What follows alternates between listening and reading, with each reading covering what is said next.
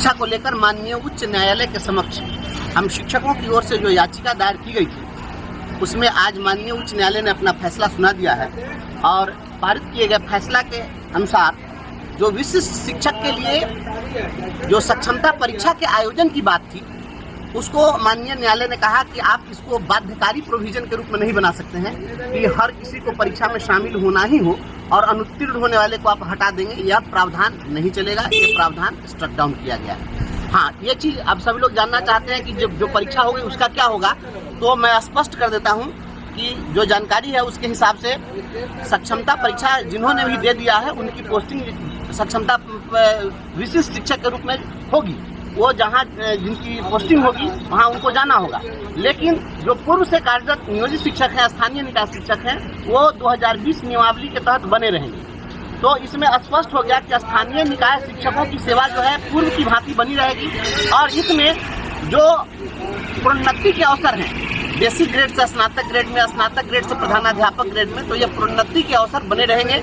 और साथ ही साथ माननीय उच्च न्यायालय ने इनके कैरियर इन्हांसमेंट के संबंध में भी सरकार को उचित उपाय करने के लिए कहा है कि आप इनको बेहतर, इनके सेवा को आप कैसे बना सकते हैं, इस पर भी टिप्पणी है। और जो प्रमोशन हम लोग का लंबित है तो प्रोन्नति देने की ही बातें हुई है।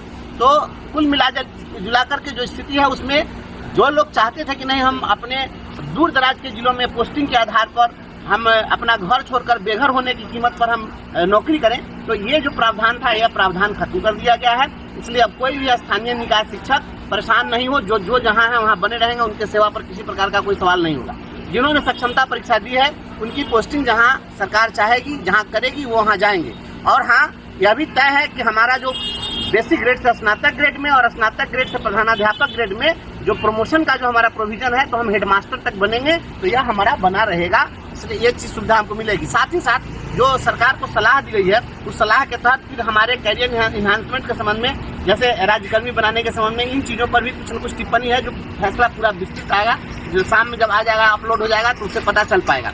और एक चीज़ और मैं पहले ही बता दिया था कि जिस तरीके से राज्य सरकार ने विशिष्ट शिक्षक नियमावली के साथ ही यह कह दिया था कि जिलों में जो अपीलीय प्राधिकार है ये खत्म हो जाएंगे, तो अपीलीय प्राधिकार को भी यथावत रख दिया गया है कि अपीलीय प्राधिकार का प्रोविजन बना रहेगा, उसकी व्यवस्था बनी रहेगी, उसको आप खत्म नहीं कर सकते हैं। देखिए बंधुओं, मैं बहुत पहले से क्लियर कट कह रहा हूँ कि संविधान का जब 73वां संशोधन हुआ 1992 में, तो उसके साथ ही जो प्राइमरी एजुकेशन है वो स्थानीय निकायों के हवाले कर दिया गया। और स्थानीय निकायों के हवाले जब कर दिया गया है तो पूरी तरह से स्थानीय निकायों से इसको नहीं छीना जा सकता है। इसलिए यह चीज चलने वाला नहीं है। अब रही बात विशिष्ट शिक्षक की बात और राज्यकर्मी की बात, तो उसके संबंध में, कैरियर के संबंध में सरकार को कहा है कि कुछ न कुछ उपाय कीजिए।